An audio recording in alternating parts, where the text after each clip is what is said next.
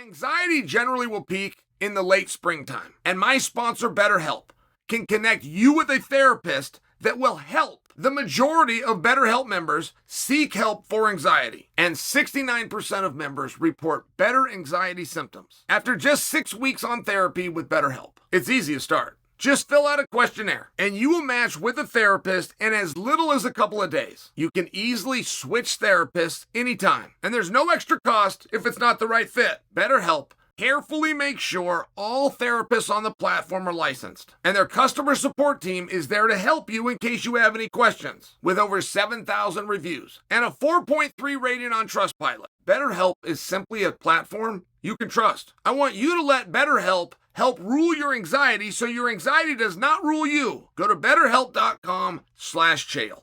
That's going to get you 10% off your first month of help.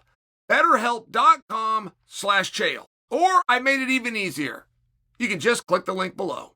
All right, so there's something going around. There's something going around where Jon Jones, now you guys got to understand from my perspective, okay? I'm in New York. We're actually doing some media for The Ultimate Fighter. And in the process of doing that, we stopped by, it's called Seaport, but it's the location of ESPN here. I'll give you a great example.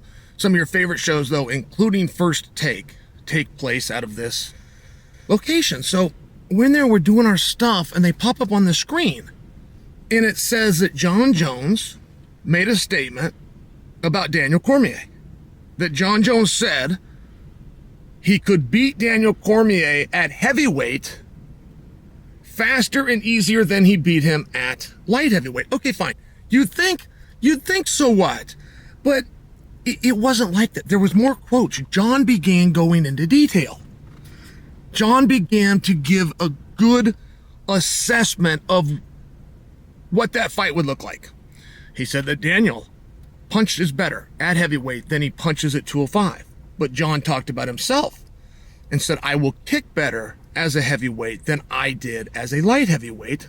And then Jon reminded everybody that he stopped a fight against Daniel with a head kick. I mean, I'm just sharing for you, like, this wasn't your typical trash talk.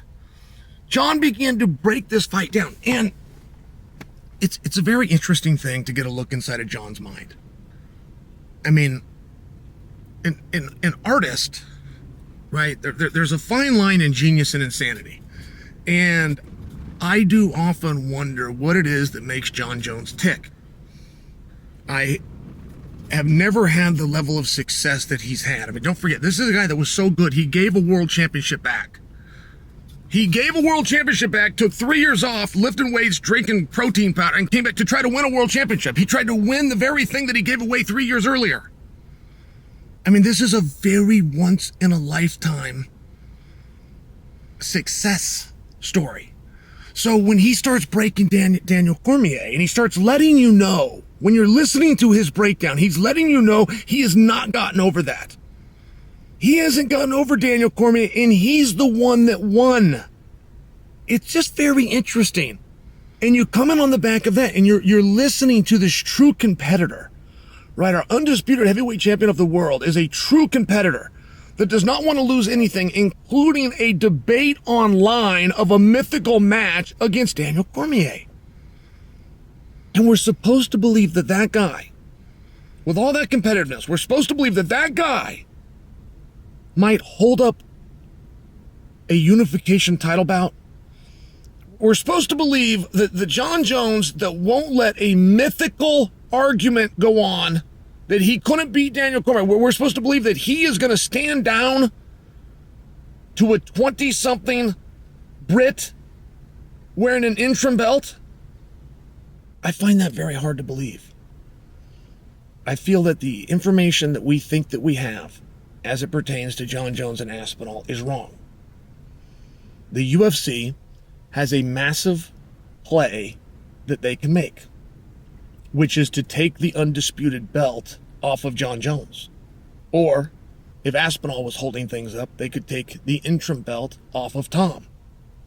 And it's a very different conversation when you're getting an interview with Jon Jones, heavyweight champion of the world, or you get an interview with Jon Jones, the former heavyweight champion of the world. I mean, it's a very big deal, and that is a play that the UFC has not even flirted with.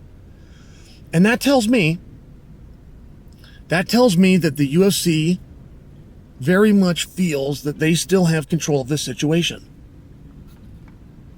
That they know what the tone is on the phone call with Jon. They know what the tone is on the phone with Tom.